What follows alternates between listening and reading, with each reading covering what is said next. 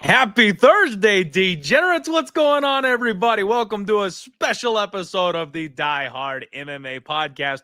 We are joined by our long-lost friend, none other than Andrew Bavakidis, jumping back on the show. It's time for our annual Futures edition. We're going to take a look at all the UFC weight classes. We're going to talk some numbers and try to predict either some title holders at the end of the year or at least maybe some value numbers for you to have in your pocket. Maybe you can hedge out at the end of the year because something always goes insane over the course of a year in the world of MMA. But first and foremost, my man Andrew, what's going on, buddy? How you doing? Man, it's been a long while since we've done one of these, but I'm super excited to talk some fights. I know it's been a long break for all of us UFC fans. But yeah, work's been great. Working at Swish now, so big changes, but still will always have my love for the UFC. So excited to dig into this with you. I love it. And that's where we connected in the first place. You were doing the bookmaking stuff, but we both had a shared love for MMA. So, regardless of where you're at, we can bring it back around and talk some fights every once in a while. And I love it. So everybody in the chat, I hope you guys shout out our guy, Andrew, give him some love like always. John in the comments saying my conspiracy theory is that Clint is the big guy. I can promise you, the big guy. Wish I was, but if I had Superbook quaking in their boots every time I rolled up to the window, I'd be wearing a nicer shirt. Dixon in the house saying, welcome back, Andrew. What's up, buddy? Good to see you. All right, guys. So we're just kind of free flowing here tonight. We are going to start with the men's heavyweight division. If it's your first time watching the show, if you're new to gambling, if you're new to sports betting, the idea on this one is you are picking the champion, whoever has UFC gold wrapped around their waist at the end of 2026. And I got to tell you guys, I had two last year that came this close. Andrew, I don't know if you remember, but actually I had three. So I made the biggest futures bet of my life on cousin Umar to be the UFC's bantamweight champion at the end of the year. Now, the way everything played out, I was 5 minutes away. And I will still go back to that fight with Merab, and I will still stand by the fact that his coaches cost him that round. His coaches told him to wrestle in round 3, and nobody's out hustling Merab in round 3. That just ain't happening. So if he had stayed striking for that third round, I think he wins that fight pretty clearly 3-2. There's an argument that he won the fight as is. I think it was 3-2 Merab, but I see a lot of scorecards out there 3-2 for Umar as well. So I was this close on that one because, frankly, I think he beats everybody else in the division, and that includes Petr Yan. So he got hurt in that fight, didn't get a shot at any kind of a rematch. He's climbing the ladder again, but I was one round away from him having gold wrapped around his waist. That sucked. The other one was Amanda Nunes. We knew they were setting up the Nunes-Kayla Harrison fight, and I had a pretty good number on that one. I think it was 4-1, 4 or 5-1 for Amanda Nunes to be champion at the end of the year. And frankly, guys, I know what just happened. They just announced that fight's off. I hate to be the bearer of bad news. That fight's off. Kayla has a neck injury, apparently, so they're going to kick that one out 6 months because they're not going to risk either of those girls losing the shine, right? It's the biggest WMMA fight of all time. They're not going to risk Amanda slipping on a banana peel and losing to somebody else. It ain't happening. So that fight's going to get pushed out 6 months. But realistically, I thought that one was going to happen on like an end of the year card. You and I were talking backstage. This is the longest break from UFC we've ever seen. Usually there's a New Year's card. Usually there's a big end of year card. Hell, even if they're rolling over to 2026, usually this weekend is the weekend we're coming back. Like, this is a crazy long break. I thought they were going to do a 2025 blowout spectacular. Of course, then we find out the Paramount deal is happening. They're saving a whole bunch of fighters for the Paramount card. They're doing back-to-back. We don't call them pay-per-views anymore, right? But back-to-back numbered cards to start 2026 to kick off the Paramount era. So all the big fights got saved for this weekend. So I should have had a shot at Nunez being a champion at the end of 2025. And the other one, the one that hurts the most, Andrew, the one that hurts the most, guys, I had Patty the Batty at 90 to 1. It wasn't 900 to 1. It might have been 900 to 1. It was insane, you guys. It was massive. Everyone laughed at me, right? Like everyone was obnoxiously mocking me for it. And frankly, you've got Patty and Gaethje fighting for essentially the number one contender interim title spot type of fight this weekend. With the Ilya situation, the storyline that's there, he's off doing family stuff, right? He's got court stuff going on and things like that. So that's unfortunate. You know, we want the best for him. But this was supposed to be that fight. This fight shouldn't be Patty Gaethje. This fight should be Patty Ilya. So I was this close, man, on like a freaking insane long shot. So we had, for not cashing a ticket, we came as close as possible to hitting some really big numbers last year, man. And I'm sorry, I'm rambling here on you, but let's get into this. Let's talk heavyweights, right? So the favorite at this point is Tom Aspinall. You guys, I'm using DraftKings for the purposes of this show. If anyone wants to look at these numbers, that's where I'm quoting from for this one.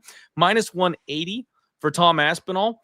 Cyril Gane comes in at plus 400. John Jones plus 500. You know, let me see. I can do something here for you guys. 1 second. Let's do this. Instead of me just, you know, like rattling these numbers off for you guys are visual learners, right? This isn't an audio only podcast these days anymore. Here you go. So we got the men's heavyweight up here, as you guys can see. Tom Aspinall, Cyril Gane, the chalk, right? And then we're looking at John Jones, Alexander Volkov, Curtis Blades, Alex Pereira. We're in the 10 to 1, 11 to 1 ballpark at this point. Waldo Cortez Acosta, Walter Walker at 50 to 1, Ante UFC newcomer 75 to 1, Taliesin Teixeira at 90 to 1. Stop me when you hear something interesting, Andrew. What is jumping off the page for you here at right there? I mean, if any of the long shots, Martin Boudet? Oh, I know, me too. No, I think Gable Steveson definitely is one guy that like the public would be interested in betting, especially if he signs with the UFC. The odds of him fighting for the title this year are incredibly small. But I mean, just looking at the top of that heavyweight list, I mean, how many wins does Gable need before he's kind of up towards the upper echelon of, you know, guys? But the bottom of that list is pretty rough for sure. Yeah, the bottom of the list is pretty nasty. I can't believe they even put Marcus Buchecha on here, man. That's criminal. Like the quote from The Office: "If anybody gives you 10,000 to 1, you bet it. You bet it." Like that's what they're doing here. They're giving you some names down here. Freaking Uran Saltabaliev is actually, they put old Salty Balls here in the heavyweight division. They're giving you a shot at him. So be careful out there, you guys. They'll let you put $5 on anything. The ones that actually kind of jump out at me. Now, I'm kind of with you. I get the Gabe Stevenson thing. The only problem is we've seen like Bo Nickel. He's a stud, man. But transitioning to MMA, it's a different monster. I mean, even a guy like Daniel Cormier, he had to run through the PFL tournament before he got the UFC call, and then it still took him a couple fights to get to the title over here. Like, I just don't know where his striking is at. I do like it as just kind of a blind dart. If you really are feeling like you want to gamble a little bit, there is nothing wrong with taking a shot at Gabe Stevenson, 250 to 1. It's just out of those long shots, like realistically, he probably beats 90% of these guys without even fighting in the UFC. Absolutely. In my personal opinion. But yeah, like you said, the odds of him ending the year in a title shot is just super unlikely. We know we got the Aspinall Gane one. That's going to be the first title fight. Who the hell knows what's going to happen at the White House with John Jones, if he's even going to come back. I mean, but, Dana said John Jones ain't doing the White House. He said that's too high profile. We can't have him fuck this up. and said he's not fighting on the White House, bluntly. Yeah, I mean, it wouldn't be the first time he's lied about something, especially if they can't get Connor. I wouldn't be shocked if they did a Pereira Jones fight for that card. Um, but yeah, I mean, nothing really at the bottom of this list is sticking out to me. I mean, that Aspinall price at minus 180 is kind of nasty. Like, I wouldn't even want to touch that, and I think he's most likely going to be champion. But yeah, that's a rough price to lay. It really is. I mean, the way he was looking against Cyril Gahn, like he was well on his way to losing that fight, is what it Yeah, I looked mean, like. you wouldn't you just bet his money line instead of betting minus 180 for him to be champion? I mean, the money line in his first fight will be closer than mine, or probably close to minus 180 anyways. I'm sure there's a Yeah, price out on it already, but yeah, I'm not too honed in on what that early line is, but I assume that price had to have come down a ton just based off of the one round we got to see in yeah. that Gone versus Aspinall fight. That one round isn't necessarily indicative of anything, but at the same time, it's hard to unsee what we saw. Um, I mean, I think the UFC might be kind of done with John Jones at this point. I don't mind like a super fight flyer on Alex Pereira at 11-1. I wouldn't hate that. Um, and then Alexander Volkov, man, at 5-1, because realistically, he just beat Cyril Gahn. And Yeah. if Tom is if either Tom loses or if Tom doesn't come back, if he ends up vacating or something like that, you could end up in a position with Volkov at 5-1 where he might actually be getting a title shot. The only other one that I think I would be interested in is Talius and Teixeira at 90-1. I think he's kind of the flyer on someone who could rise the fastest through the heavyweight ranks and actually have a shot at it.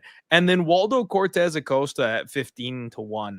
I was a non-believer, man. I was an anything but Waldo guy until his last two fights. He started biting down on the mouthpiece and swinging for the fences. And he showed he's got a chin. He showed his toughness. He showed his heart. It's like, man, I really got my eyes open to what Waldo could potentially be. And if he keeps developing, Waldo Cortez Acosta at 15-1 might be worth a shot.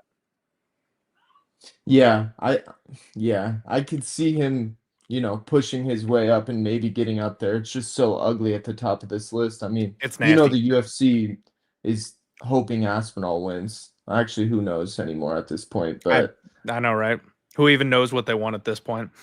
Dixon saying Josh Holkett gonna rue them all. Oh God, anything but that, please. All right, moving on to light heavyweight, everybody. The chalk here is Hamzat Chimaev. Does that sound weird Wow. to you? Yeah. At light heavyweight, they've got Hamzat Chimaev at minus 140. Bro, what do they know? What does DraftKings know? Because that doesn't seem right to me. I don't know what that's all about. Alex Pereira is the dog at plus 120, and then the numbers are drastically different down here, you guys. Yuri Prohaska 6-1, Magomed Ankalaev 7-1, Carlos Olberg 8-1, Azamat Mirzakhanov then jumps. We skipped the tens. We're going 25-1. Jamal Hill, Bogdan Guskov are 50-1. Light heavyweight is a ghost town, man. I mean, what this shows me is that they probably think Alex Pereira is going to go up to heavyweight, which I could definitely see it happening. I mean, he's indicated that he wants to do that. Yeah, I mean, it's super hard to make these futures just from doing them the last, 4 years I was at the Westgate. But man, I'm pretty surprised to see already on light heavyweight that we have two guys at the top of the list that might not even be fighting in the weight class. It's just really tough to know. I mean, they're totally speculating that Hamzat's probably gonna defend the belt one more time, maybe, and then come up a weight class. But just looking at this list, I don't know who gives Hamzat the best run for his money. I mean, stylistically, it looks like he's the guy for sure if he goes up a weight class. Bro, I might have to do this. They're giving me 1,000-1 on my boy Juice Box. Julius Walker 1,000-1. I mean, just for the memes, for the bromance, like, I might have to put $5 on that and then just like send it to him and be like, "All right, buddy, get to work." They really go Oh my deep on lord. these lists. I feel like there's a lot of these guys who aren't even in the UFC anymore. You know, I actually kind of love it though. Like, I know I was mocking them for offering predatory numbers, but at the same time, do you guys remember when Sean Strickland took the belt? Yeah. Like, he was one of those guys where most books didn't even have him listed. He wasn't Yeah. even an option. And because somebody had a 50, 60 to 1 on him because he was the number 12 guy, like they scored. You know what I mean? It was very Yeah. rare. If we're looking for dart throws, and that's kind of what I always try to look at this point, right? Because everything changes. The landscape, it all looks like it's so crystal clear at this point in the year. We know who the stars are, we know who the players are, but over the course of a full 12 months in MMA, people get injured, people fall apart. Shit happens like Josh Van taking the title this past year, which was absolute insanity. Pantoja, the greatest of all time at 125, blows his arm out in the title fight. Like, that kind of shit happens. So you can dig for some of these numbers here.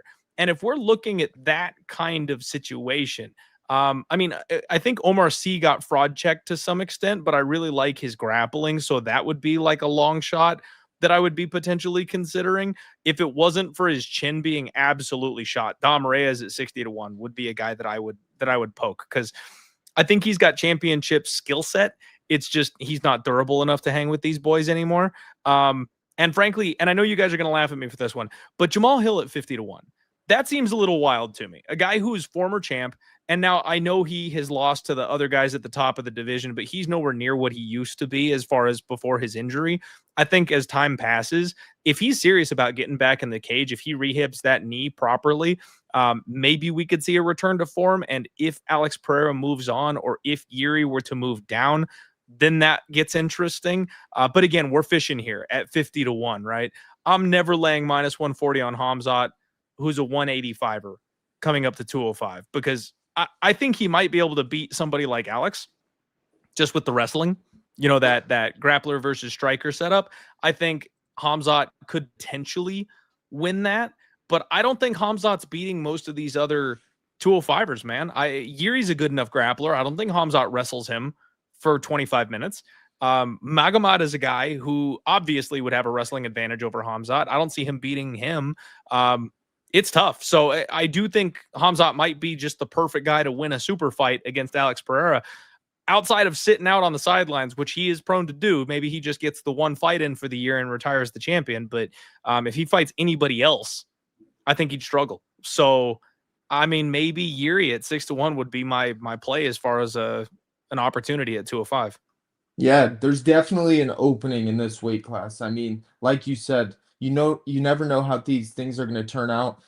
Like you said, Hamzat's not even in this weight class yet, so there might be openings elsewhere, even down lower. I mean, it's funny. I mean, you look at a guy like Khalil Roundtree who just had a good run at the title, and now he's 100 to 1. It's like they're saying he's got no shot. I'm not saying I think it's likely, but you just never know how these things. Somebody has to be champion by the end of the year, and it wouldn't surprise me at all if the two top guys weren't even in this weight class by the end of the year. How weird is that? The two top contenders in this weight class could just poof, be gone by the end of the Yeah, year. it makes Absolutely insane. booking these things so difficult. I mean, it really is. It's you're just waiting for announcements from the UFC. So if you can get ahead and get an edge on what you think is going to happen, there's definitely some money to be made on these things for sure. Absolutely. And Dixon, are you kidding me? Did you see that Tracy Cortez is looking to sue Alex Pereira for emotional damage? Is that real? Is that real? We're suing people for breakups now, bro. That's insane. That is wild. I do think it's funny that whole thing lasted all of what, 2 weeks? They did like Christmas photos together and they were like, nah, it's over. I thought it was a stunt. She's suing for emotional damage. That's insane, bro. I don't know about that. I don't know about that. Oh, goodness. All right, guys, moving on down. We're going to the welterweight division. Now things are starting to get a little bit more interesting here. You know, it's funny. The welterweight division, I feel like, has been kind of a dead zone for a long time. It is full, absolutely chock full of young up and coming talent. And we have a natural 155 pounder who's moved, or sorry, not a 155 pounder. Geez, I'm mixing my weight classes up here. No, wait, what happened to middleweight? Yeah, let's check Oh, it they don't out. have middleweight. I'm like, what am I talking about? They do not have middleweight numbers up. Oh, that's not cool. That kind of makes sense with them just protecting the liability, having Hamzat, who would clearly be a massive favorite at middleweight, as the favorite at light heavyweight. It's just incredibly hard to book and keep these up with shelf life until you get actual announcements of what the fights are going to be. Yeah. So I guess No, that kind of makes sense. I get that, but at the same time, it's pre-season. Like, we are before the year starts, man. Like, how do we not have anything up? I understand Alex may move on, and that makes it tough, but that's crazy. Let me see real quick, guys. Let me see if maybe BetOnline has something for middleweight, because I don't know where else I'm gonna look if we don't have that one. Okay. So we got some numbers here for middleweight. Let's do that before we move down any further. Hamzat's minus 200. Nasruddin Imavov is 3-1. Fluffy Hernandez is plus 350. Sean Strickland is 6-1. Dricus Duplessis is 10-1. Israel Adesanya is 14-1. Then you've got Kaio at 16. Brendan Allen 20. Reiner de Ritter 28. Rob Whitaker at 50-1. Gregory Rodriguez, Michael Page, Paulo Costa. Those are all 50-1s. Joe Pyfer 66-1. Middleweight's interesting because Hamzat's got a lock on it. I think he's moving up to 205. Recently, though, they have been making people abandon their titles. There's no more hanging on to a belt and trying to be a 2-division champion. They're making people actually vacate the title, which I'm so happy we're not doing the champ shit anymore. It leaves 2 divisions in absolute shambles for years when they do that stuff, because nobody is physically capable of defending 2 titles like that. Everyone says they want to, nobody can. I think Dricus Duplessis at 10-1 is the move, man. He was just the champion. He's a physical freak. He runs through most of these guys. If Hamzat retires, or if Dricus gets some takedown defense in him, I think that fight is once again very interesting. Yeah, I mean, you saw what happened with Peter Yan in his second fight. He was able to make a lot of adjustments with Merab. You'd hope Duplessis, just after going at it with Hamzat for 5 rounds, could kind of figure out something. I mean, he had basically no success that whole fight, but yeah, I mean, Hamzat just held him down. BetMGM also has these odds up.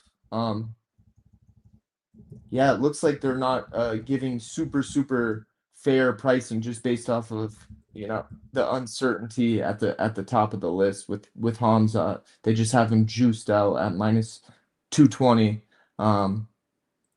If he was to stay at that weight class, I don't see who's beating him right now. I just on this list of guys, I think he's that guy. But if he goes up, like we said, this opens it up for everybody. Brendan Allen coming off a good performance, 20-1.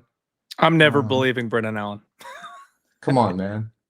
He beat my guy de Ritter. I had to be on the de Ritter train after he took out Bo Nickel, and then he gets kind of, I guess, fraud checked. But it's like these guys, when they fight too often, de Ritter just looked shot. It looked like he just didn't have anything in the tank.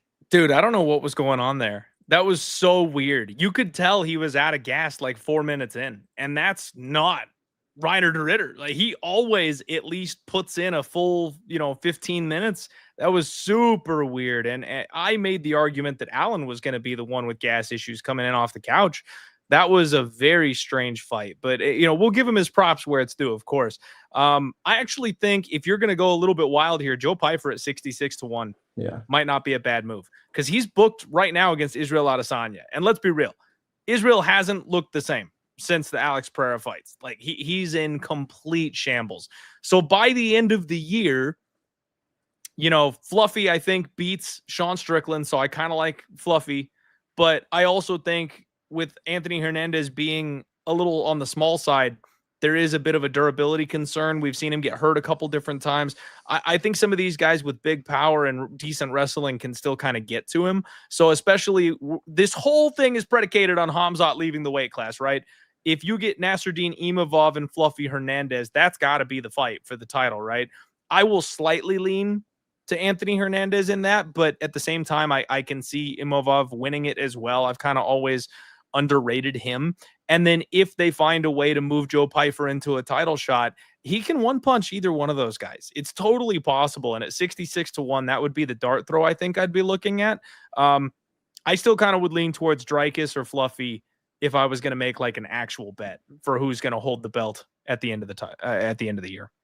Yeah, I mean, it's crazy looking, just, thinking back to a couple years ago, putting these things up, looking at Bo Nickel at 100-1, Israel Adesanya 100-1. I mean, even Whitaker and Cannonier, who were up at the top, Whitaker's 150-1. Like, they're super long shots now, but I mean, those are some big names. Piper at 80-1 on BetMGM. I don't hate your take there. If he beats Izzy, I'm sure they'll kind of push him as well. But yeah, this is another one, man, where if Hamza leaves, it feels like there's got to be value on some guys in the middle of this list. For sure. I think this is the one where you roll the dice that Hamzat hangs it up or moves up to 205 and take your shot, man. Just take your shot. Go for it. Now, we're going to keep moving down where we were talking about before. Let's get to welterweight because I was all gassed up to talk about welterweight before I realized we were skipping some people here. 170 pounds. Islam is minus 200 to be the champion, which is interesting because he was like minus 250 minus 300 to be the lightweight champion by the end of the year last year, I want to say. So these chalk numbers, you guys, sometimes they've got some value because realistically, if he's going to be minus 450, minus 600, minus 700 and fight twice over the course of the year and just be a massive favorite in both those spots, assuming the book will take your bet, you can do better just playing this number and just holding it the whole year. Now, most of us don't want to tie up our money that long. Most of us would rather take a shot at the individual matchups. I completely understand that. So I don't personally advocate for doing these chalked up favorite lines. And I am not sold that Islam is going to just be the man at 170 pounds. I'm not. Now, I've been not sold that he's going to be the man at 155. So I know that this is just on brand for me, not believing in Islam Makhachev. But seriously, man, he got the fight absolutely taken to him by a 145er. And now we're moving up and he wants to fight Kamaru. He doesn't want to fight any of these young guys. He wants to fight the dude with no knees. Like he's looking for a legend to put his name on his resume. And then he's probably going to try to go out like Khabib did. The problem is if the UFC makes him fight somebody else, he might be in trouble. I'd be willing to roll the dice on Michael Morales at 5-1 here. The UFC already tried to fight. Islam and his team turned it down. So we know the UFC is interested in that. And frankly, man, from what I saw in his last fight, I think Michael Morales just has the size, the physicality, the reach, the power. Like he's a true 170 pounder. He's a big 170 pounder. And I think a guy who could cut to 155 might be in trouble against somebody with that kind of size. If you want to get crazy, Ilia Topuria at 12-1, is your dice roll. I just think he's too small, man. I know they might do Ilia versus Makhachev. Like if they do Makhachev versus Usman, then it's probably versus Topuria for like the super fight towards the end of the year. And all these other numbers might just be a wash at that point because they seriously are probably trying to set that super fight up. Yeah, I mean, I'm looking at BetMGM. It looks like they're a little bit more fair at the top of the list. I mean, Kamaru Usman at 3-1 seems like thievery.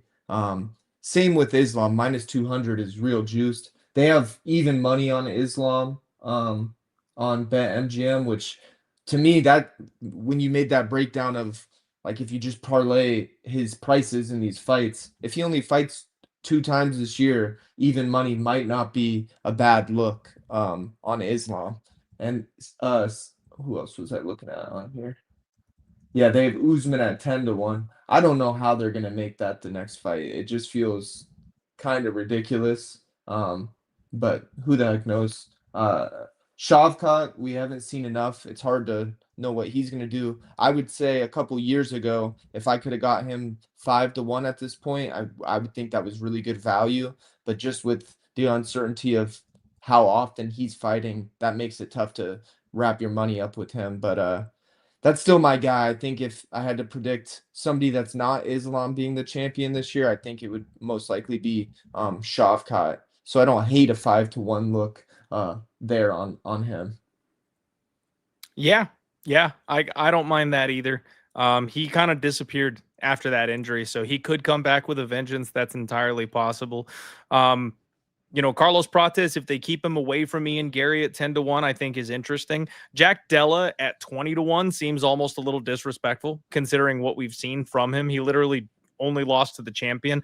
The only thing with Jack Della is they're never going to give him the rematch. So this would be predicated on, I Yeah. don't think Islam's going to have the belt anymore. Otherwise, you can't bet Jack Della. Leon Edwards shouldn't even be on the list. That boy's about to retire and head to the PFL. Yoel Alvarez. Now that's an interesting name Beast.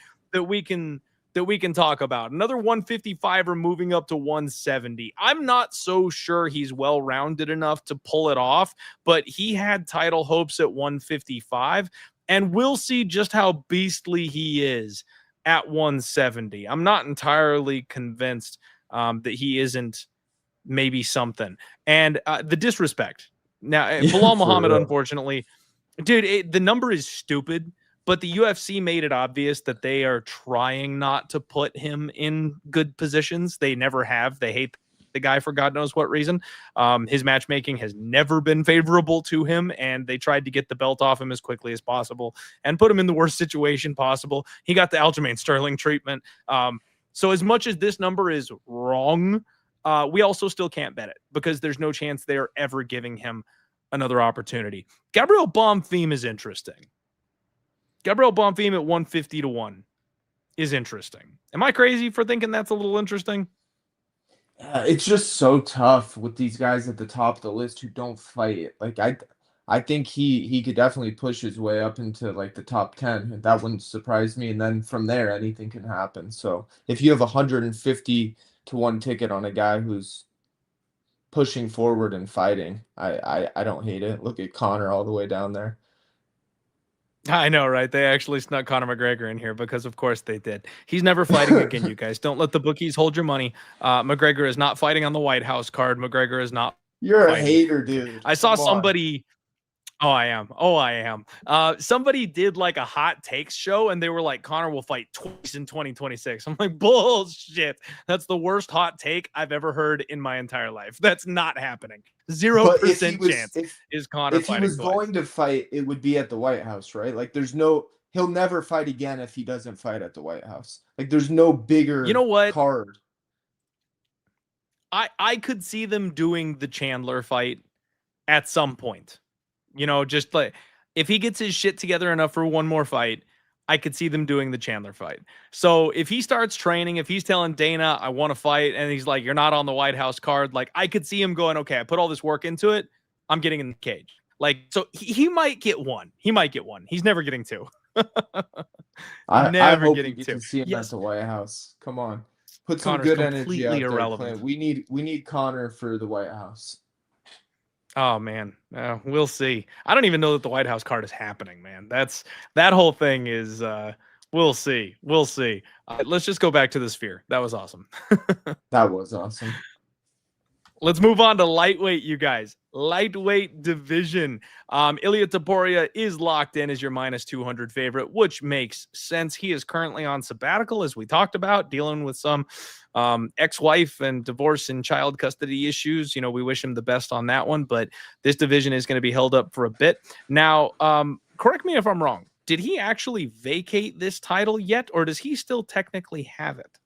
No, he still technically has it. I know this is like an interim title fight between Patty and Gaethje. So he, in technicality, at least how we did it at the Westgate was interim title does not count at the end of the year, and the champion of the weight class has to defend their title at least once. So if you're gonna bet Ilya, you gotta hope at some point this year he makes his return to defend his title. I'm sure if he doesn't, he'll vacate it by that time. But yeah.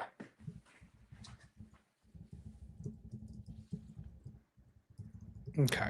So yeah, I mean, that's going to make everything interesting because does he come back soon enough to make something of it, or does he eventually vacate it? Now we've got Gaethje and Patty coming up next.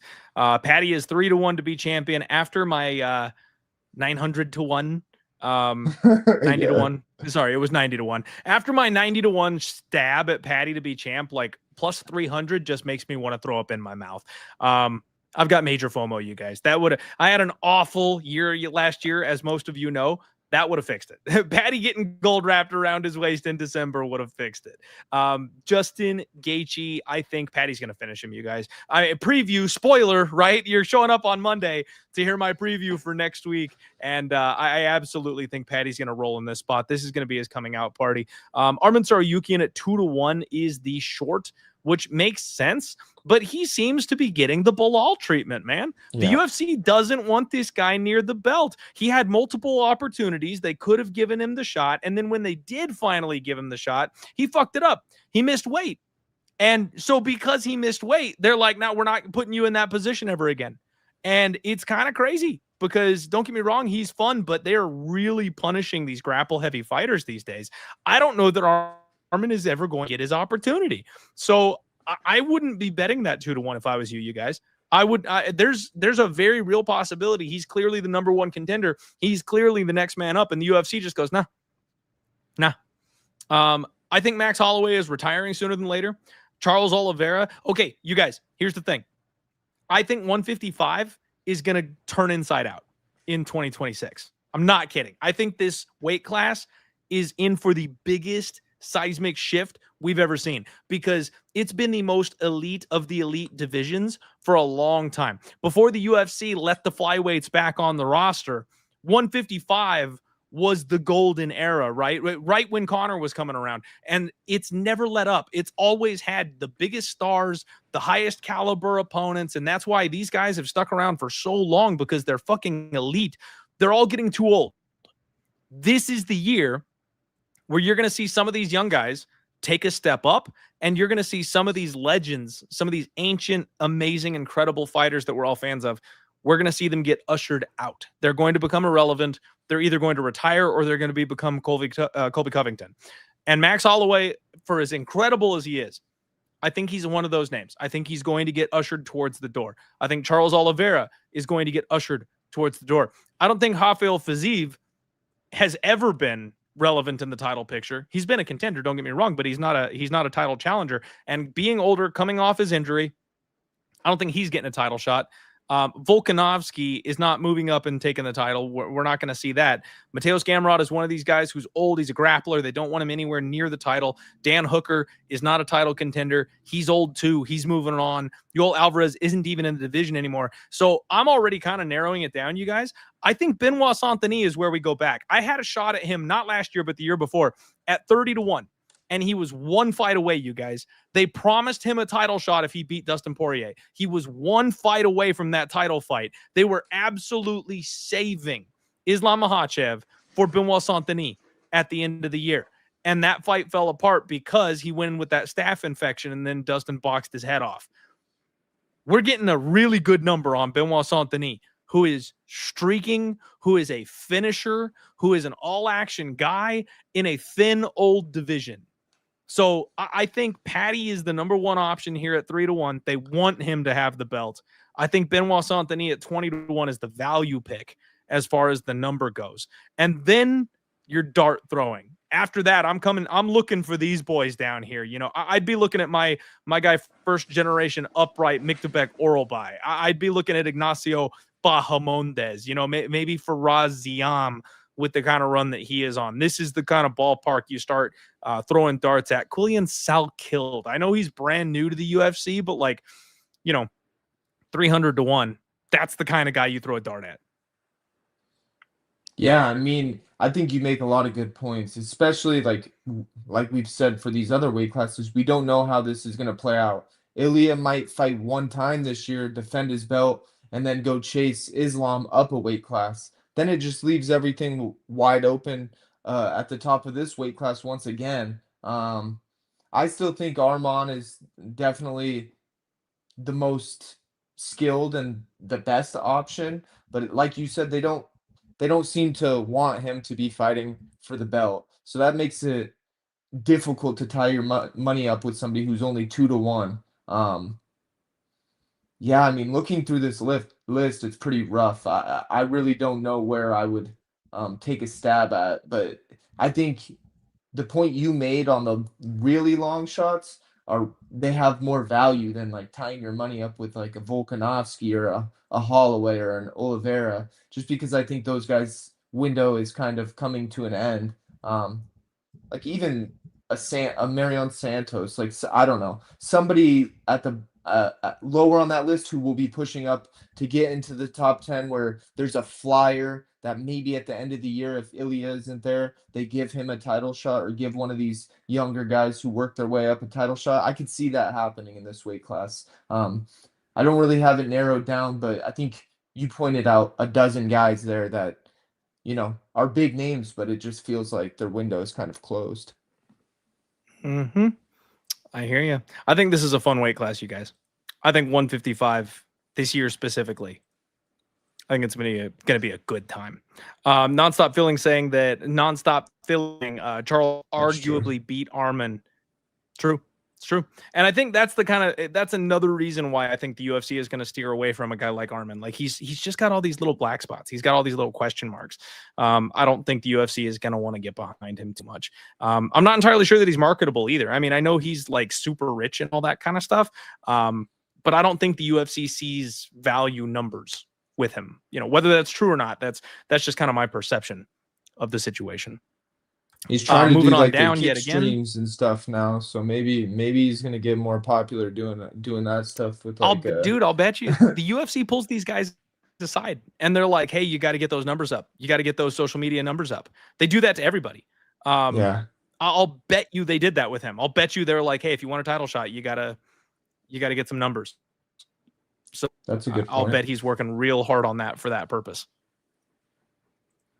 Featherweight, you guys. Featherweight. Alexander Volkanovski is your short favorite at plus 170. It's not often you get a long reigning, ultimate champion like Alexander Volkanovski at plus money. He just whoops everybody's ass. He's cleaned this division out more times than I can count. The problem is he's getting older, and in the small weight classes, look at Alex Pereira. In the big weight classes, you can be old. You've still got your power. Everybody's slow. In these weight classes, as soon as your speed goes, you're dead. So they're saying here with this number that Volkanovski is not going to hold that title at the end of the year. Even though he's the quote-unquote favorite, there's all this juice on the number. That smells like bait to me, man. That smells like bait.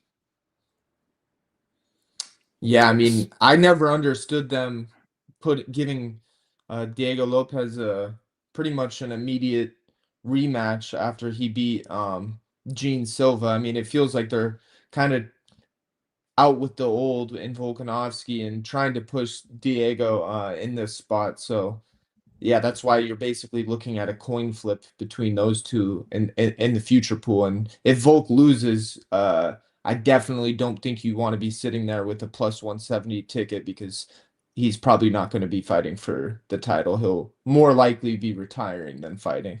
Yep. But yeah, looking through this list, this is the one that looks like it's the most kind of wide open, as there's a lot of like lower numbers on the board here. So this should be a pretty fun one to talk about. Silva obviously still in the mix. He probably is gonna have to get a win or two, and he could be right back up there. They seem like they kind of like pushing him. O'Malley at 25 to 1 is interesting. I mean, he'd have Is it to. though? Yeah, I don't know. I mean, he's so popular. If he goes up in a weight class and gets a win, do you think they could push somebody like him? I'm a big Aaron Pico fan. At 80 to 1, it's going to be hard for him to get Oof. there this year, but I think he's really good, and I just think he got caught by Murphy in that fight. That was a really tough first fight, but looking at that 80 to 1, I think he's gonna bring some problems for a lot of these guys at the top. Yeah. I do think he'll be tough to handle, but I'll be honest with you, man. I've always been an Aaron Pico non-believer. That said, UFC You likes hate him. American He is wrestling, crazy dude. skilled. What was that? I said you hate American wrestling, dude. Yeah, I kind of do. No, it's just honestly, it was one of those things where he was too young. He was getting pushed by the PFL, Bellator, and all that stuff. And I was like, man, I just don't see it, you know. And he's super cocky. He walks face first into a lot of shots, and I think his chin's gone. I think his chin is gone super young, and a lot like Yeah. TJ Dillashaw, like he's got his shoulder popping out. Like I think he's just destroyed his body too young. But at 80-1, the UFC likes him. They obviously threw him straight into the deep end. They wanted him to be there. So I think at 80-1, you could potentially do worse. Diego Lopez, as much as I love the guy, I think he's going to get out muscled and out hustled. I feel like Gene Silva still beats him. So I would be interested in the Gene Silva number. Lerone Murphy, I'm not sure how much the UFC wants to give him the shot. It seems like he's another guy they've kind of exiled a little bit. They don't really want to let him get to the title. He's had to take the Bilal, beat everybody, clean the division out before they let him type of, path to the title. So who knows if he can go through all of that, capture the belt, and then hold it for the end of the year, because God knows with those guys, as soon as they get the belt, the UFC puts them through the ringer. The UFC tries to make them be active champs. They try to throw young contenders at them immediately. So I don't know if Murphy's going to hold it till the end of the year. Yair Rodriguez at 8-1 here is a joke. So is Aljamain Sterling, Yeah. because while Aljo's got the skills, they're never going to give him that shot again. Yair doesn't have the skills, and he's getting old and fragile. So that one's out. Steve Garcia is interesting. I still don't believe he's title caliber, but every time I poke a hole in Steve Garcia, he knocks somebody's ass out. So like maybe I need to wake up and smell the roses and say 10-1 is a great deal on him. And yeah, I got to shout out Nonstop Philly again here in the chat, because the way he's going, you guys, Youssef Zalal at 40-1 is the move. Youssef Zalal 2.0 is the real deal. That kid is the shit, and he is going on an absolute tear right now. He is so good, and I really feel like if he keeps going the way he's going right now, he can do it all. He's got finishing upside. His striking is getting better. He's got power. He also can be technical and do like a full 15-minute long fight. Gonna play anything in this weight class, you guys. I had long shots on Movsar Evloev. You guys know the last couple of years I've been doing 9 and 11-1 and stuff like that on Movsar Evloev. So at plus 350, I ain't touching it. The UFC doesn't like him. He's super inactive. As much as I think he's a championship caliber fighter, I can't bet on him. So Gene Silva at 5-1, and then Youssef Zalal at 40-1. Those would be where I'd look in this weight class. Pico. Yep, my boy wants Pico. All right, give him what he wants. And it's the time you've all been waiting for. It's the moment you have all been waiting for with bated breath. Your king gets to speak on his division. It's time for bantamweight, ladies and gentlemen. I know I missed a couple recently, right? I know I've gotten a few wrong in recent times, but that doesn't change the fact that I've got just an incredible hit rate, and I am insatiable at 135 pounds. So if you were ever going to perk up and pay attention, this would be the one. Piotr Yan, even money, your favorite in this weight class. Merab Dvalishvili, plus 150. My boy Umar Nurmagomedov, you get a discount this year. He's plus 250 rather than being the 3-1 that we hammered last year. That was just this close. Sean O'Malley at 8-1. Song Yadong at 15. Peyton Talbot at 30-1 is the move. Peyton Talbot at 30-1, you guys, is the move. He just got a legend on his name or on his resume. They know he's legit. They know he's serious. He's got some star power on him. They're going to push him. They're going to push him. And after Henry Cejudo, you don't go backwards. That's not a name you get on your resume and then go down. So at 30-1, it's a long shot because this division is absolutely stacked. But if there was anybody who could do it, it would be Peyton. And I will say I'd go back to the well with Umar Nurmagomedov at plus 250. The UFC has made it exceptionally clear They want the Nurmagomedov lineage in power. They always try to give these Russian monsters, especially the guys that are out of Khabib's camp, they always give them preferential treatment. So Umar is going to get a title shot in his next fight. He's already booked against Davis and Figueiredo, which is a massive step down. He's going to call out Merab or the champion, one or the other, when he wins. And spoiler alert, yeah, he's beating Davis and you guys. It's not even going to be close. And then they'll give him a title shot. So Piotr Jan and Merab, I don't think they committed to running that back, did they? They said they were going to make the trilogy and rebook it. I don't think the UFC has said that that's happening, have they? No, but you feel like if anybody, they got to give Merab the immediate rematch if he wants it. I mean, what else could the guy do for the UFC to not warrant an immediate rematch? You would think. But at the same time, I also feel like Merab is just a tool to them. They're using him as much as he'll be available. I don't think there's any loyalty there from the UFC side of things. I wouldn't be shocked at all if the UFC did not run that back, just so they made sure Merab had to fight somebody else. Yeah, I mean, somebody brought up Nonstop Philly brought up Batista. Feels like the UFC kind of hates him, but he's a tough style for anybody at the top of this list. I know he just lost to Umar, but I mean he's really talented. I just don't know if they're gonna want to push him to be the title guy. Talbot, I'm with you. I'm hoping he can be the guy to, kind of surprise everybody and beat these top dudes. But we've done these the last few years, and I had a ticket on Umar at 8-1, and I thought that was a winner when he was fighting at the end of the year against Merab. That killed me, man. I was sick with you on that one, but him at plus 250, man, dude, it just sucks that there's not 8-1 on the board for him again. Because I mean, it feels like he's probably that guy. I think he's probably most likely going to be, if I had to bet on any of these guys, the champion at the end of the year for sure. Dude, we had all of it. We had this thing absolutely drilled. 2 years in a row, we've had Umar, and we've had him right where we want him with the ability to snatch that title. And both years, they've found a way to squeeze that victory away from us, man. It's been absolutely brutal. It's messed up because we could have cashed an 8-1 where we absolutely just destroyed the market on that number. And then we went back to it at plus 350 and we destroyed the market again. And now here we are with them dangling a plus 250. And after losing big 2 years in a row on it, I don't know that I can do it again. I'm sure this is the year that it happens, but I just don't know that I can put my money on it again. Value number is obviously Talbot at 30-1. But if things get crazy, right? Let's scroll down this list here just a little bit. Raul Rosas Jr. is being set up. They want him to take out Rob Font. So he's getting a real name on his resume.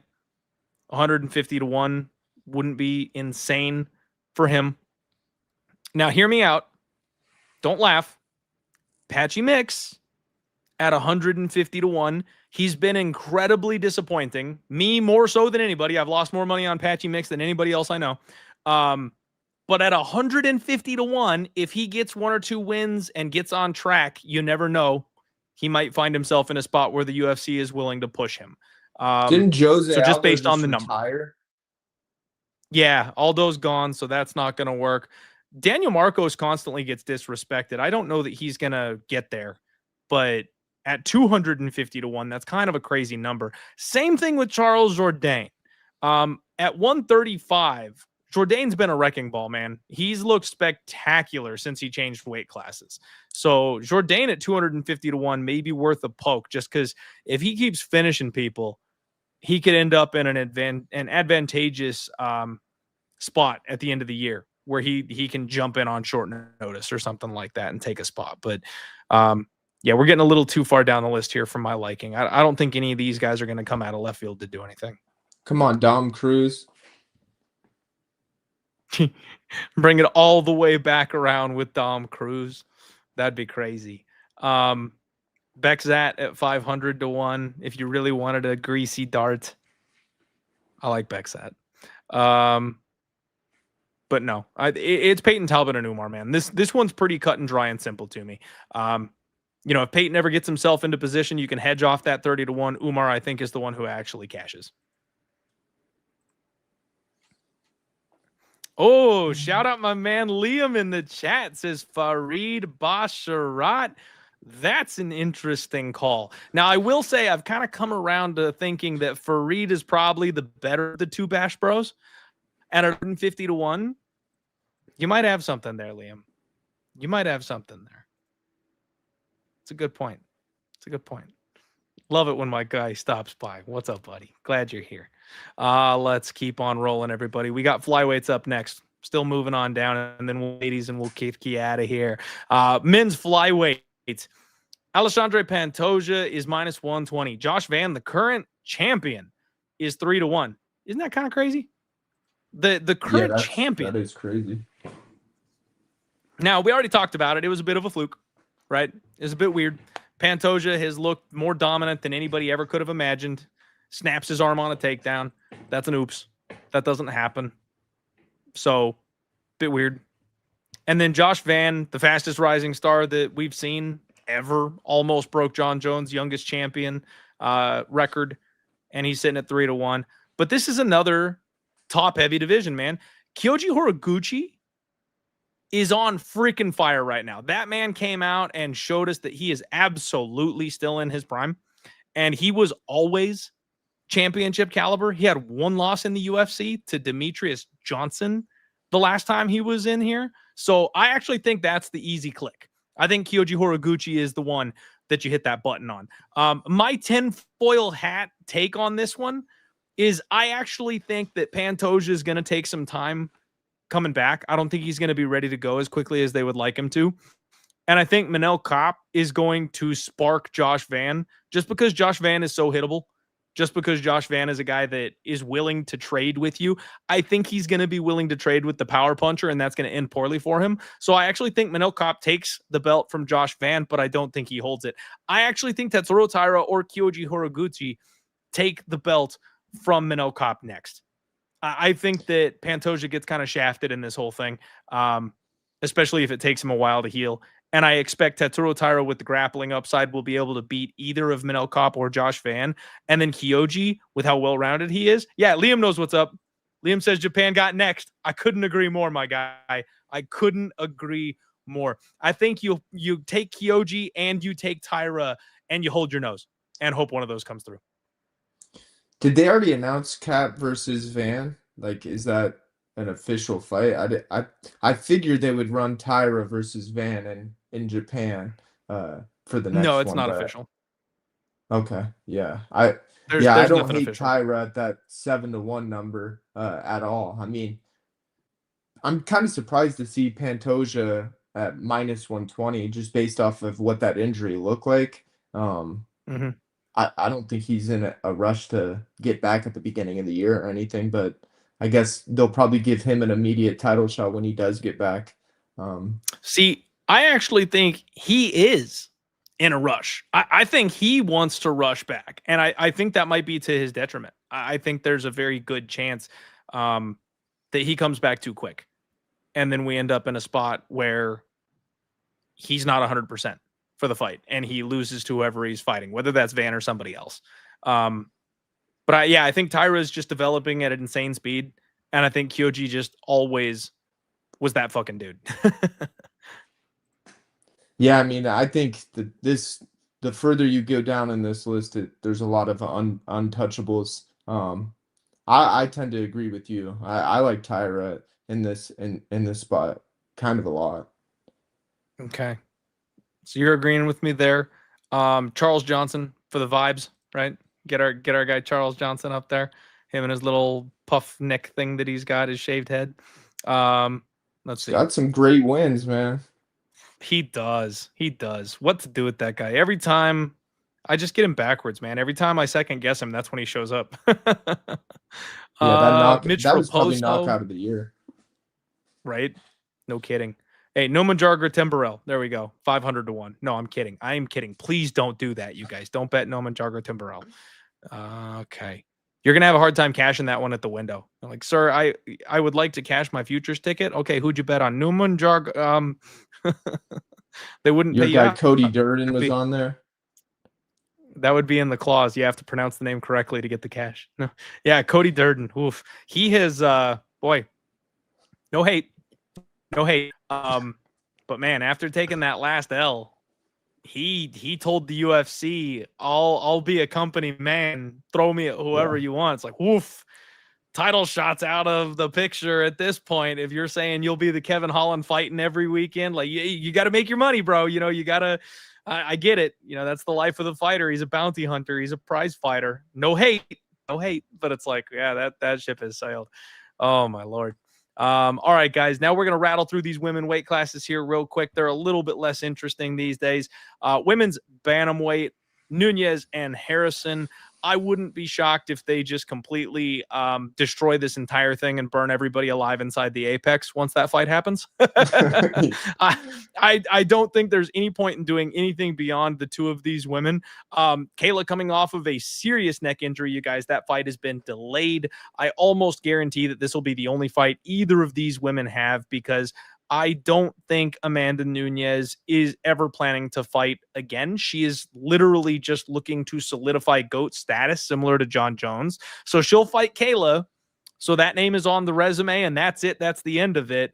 Bolt them right off into the sunset. If Kayla wins, maybe she sticks around, beats a few more asses, and cashes a few more checks. So maybe there's some upside that Kayla beats Amanda and then loses her next fight or something like that. But I don't think either of them is going to fight more than once this year, especially considering the neck injury for Kayla. If we have to wait 6 months for this fight to happen, they're both going to be so honed in, all in on that fight. I can't see either of them fighting again at that point. So none of these other numbers matter to me, man. I'll be honest. Yeah, I mean, I could definitely see this spot being one of those end of the year vacated title bouts between, two people we weren't really expecting. Because if That's a good Kayla look. wins, I mean, I could see Kayla retiring after if she beat Nunes. Like, that wouldn't shock me at all. And if we're going from that perspective that this might be open, obviously Dumont is probably the closest to getting a title shot. I know she volunteered for that short notice fight with Nunes, but obviously the UFC I'm sure Nunes didn't want that either. She kind of is probably honed in on one thing.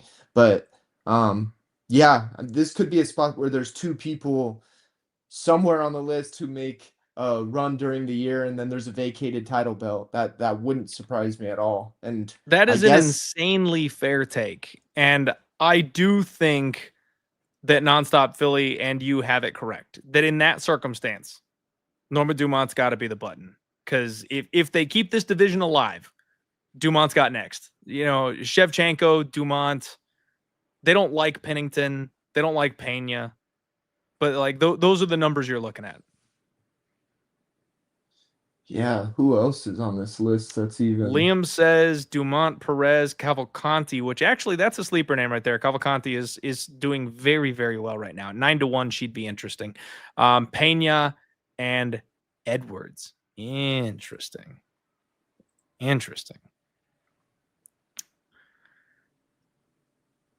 Yeah. Edwards at 30 to 1 is kind of crazy. That's way down here. Man, I got burned so bad by Myra Bueno Silva. I will never forgive her. Oh yeah, I remember when you had her future. I will never forgive her. Because she had it, man. That was another one where I was this close to cashing, and then she fell off a cliff. She never won a fight ever again. Cavalcanti at 9 to 1, Liam, is a really good call out. I appreciate that shout because that's a really good call out. Moving down to straw weight, especially with Zhang moving up and getting her ass whooped, I feel like this division's a little bit more wide open at this point. Now, obviously, Zhang may just strap her boots on and move right back down and dominate once again once she gets there. But who knows? You know, I talk about that whole thing with Israel Adesanya and Alex Pereira, that climbing the mountain, right? She went up, she took her shot, she got her ass whooped, and now she's coming back down. Does she have the same fervor for this weight class anymore? Does she want to come back down knowing she got destroyed up a weight class, and is she going to rule with an iron fist for years to come? Maybe. Valentina Shevchenko's done that for a long time. Maybe. But I don't know that she's 1,000% at this point. So Dern at plus 125, Zhang plus 150. Tatiana Suarez at 5-1. That ship has sailed, ladies and gentlemen. I thought Tati was going to get UFC gold. I no longer believe that. I think she could have one day, but it's very clear that her cardio isn't what it used to be, and she's a little old. She's got those Kamaru Usman knees going on from all that wrestling. So unless she can just bully you and dominate you on the mat, she can't strike with anybody. She's slow. It's not going to happen. That's a bad bet. Don't bet Tatiana Suarez. Yan Xiaonan, Amanda Lemos, old, even though she's explosive and amazing, old. Fatima Klein at 16-1 is where I'm looking. And then, you guys, yes, I am a homer, but hold your breath.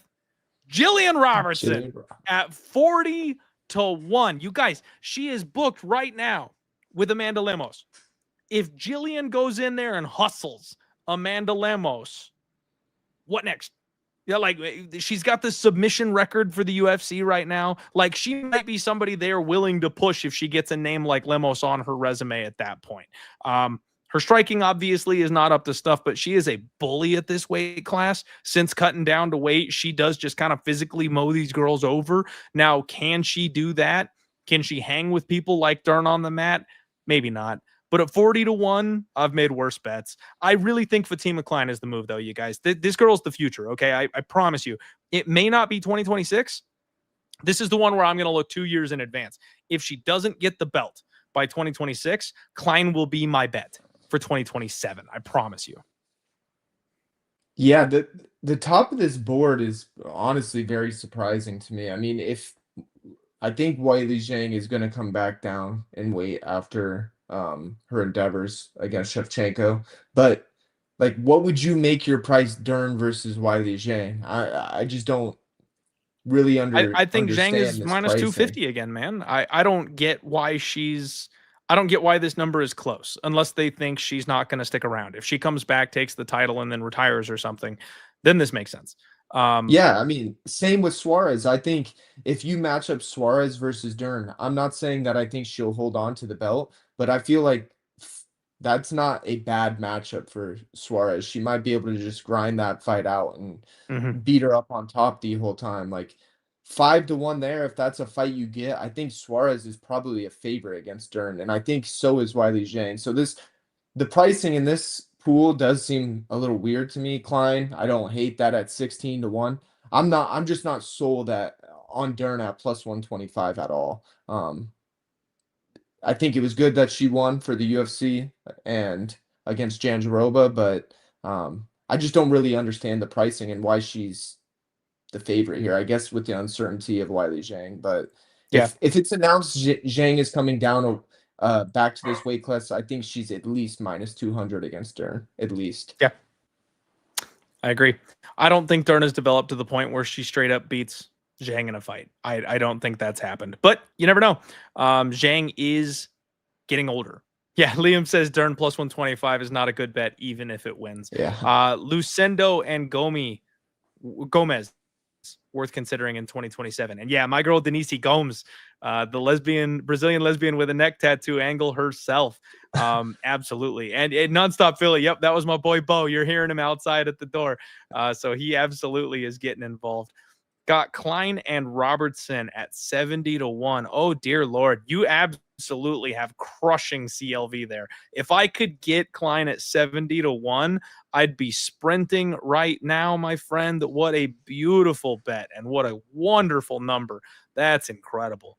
You should be proud of yourself. Your mom should be proud of you. Like, I don't care if your mom doesn't support tattoos and gambling. She should be proud of you for that one. Guys, that is a wrap.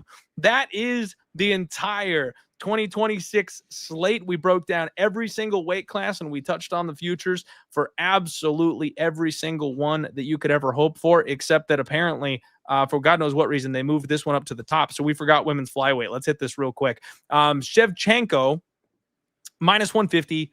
Natalia Silva, plus 230. That's my girl, by the way. Aaron Blanchfield, Manoff Fiorot, Macy Barber, Weili Zhang, Rose Namajunas, Kong Wang, Jasmine Jasuda Vicious, Eduardo Mora, I had us all wrapped up and out of here, man. So I apologize. That's like an adrenaline dump for these UFC fighters. I was ready to hang up and go get a snack. I think Val is the easy answer here. Like, she just shows no sign of slowing down, and she seems perfectly happy to sit atop her perch as the queen of her weight class. I don't know that she's retiring or moving or going up or anything. Like, she's just going to keep racking up wins, apparently. We've seen her look human recently, and that age cliff is coming. I thought it came last year, frankly. I bet against her more than once. And yeah. UFC Garrison says, you magnied me. That's what's up. And we had you right at the end there. Yeah, so I kind of think Valentina Shevchenko, until otherwise noted, is kind of the easy click. I do think my girl Natalia Silva is the future here. Erin Blanchfield, there's always an argument for. She's always developing. She's so freaking strong, man. And if healthy, I think the interesting move is Macy Barber at 9-1. The UFC loves her, absolutely loves her. She's roided up. She's angry. She hits hard. She wrestles well. She's got good cardio. I feel like Macy Barber at 9-1 is probably a half decent number, because even if Val does get through people like Menon, like Blanchfield, like Silva, that could be like your end of year shot. Like, Macy gets the corpse of Valentina Shevchenko right around Thanksgiving. Yeah, I'm not really interested in tying my money up with Shevchenko at this age, even though she kind of looks unbeatable. Mm-hmm. I'm with you. I know we've kind of both agreed on Macy Barber in the past. I'm pretty sure you might have bet her one of the last couple years when we've talked about her, but I've We always been sprinkled a her big at long fan. odds a while back. Yeah, I'm always a big fan of her, and I agree with you that I think the UFC would like to push somebody like her. Natalia Silva is also a beast. It would not surprise me if she's the champion. But yeah, really looking through this list, I think I would narrow it down to probably Barber and Silva. I mean, and that's not really saying that much because there's not a ton of big numbers on those two. Who Yeah. else? And this one, it feels like it's more bettable because there's more numbers around that 3-4, ballpark, that kind of thing. It's not two people and then everybody's 10-1 after that. But at the same time, I don't think they're giving Manon another shot. She's big. She's old. I doubt she's going back up there again. Blanchfield is kind of your upside shot. Natalia's got next. I really don't like anybody else further down this list either. We already saw Jazz got kind of exposed. I don't think they're in any rush to get her up there. Casey O'Neill was somebody who was exciting at one point in time. Same with Miranda Maverick. They've both kind of fallen off. Karina Silva's got no gas. Jamie Lynn Horth is super interesting right now. She's on a hell of a run, actually. 250 plus 250 for Jamie Lynn Horth. She's big. She's strong. She's well-rounded. She's good. That's your dart throw, man. I know it breaks all the rules. She's old. She's not exciting. She doesn't have a big following. Jamie Lynn Horth is absolutely the dart throw. She's the one who fills in on short notice and whoops somebody's ass at 250-1. I mean, I could see it. It could be another one that's wide open if Shevchenko hangs it up or leaves or has had enough fun ruling this weight class. Who the hell knows what the top is going to look like? Yep. So that nothing would surprise me here. That's for sure. Or God forbid if somebody gets injured and they're like, we need someone real quick. Horth is putting her hand in the air. Yeah, 250-1 might be some Yep. value. At 250-1, that's the kind of number you need for that kind of a spot. All right, guys, for real this time. Thank you very much for joining us. That was your UFC 2026 predictions show with my guy Andrew.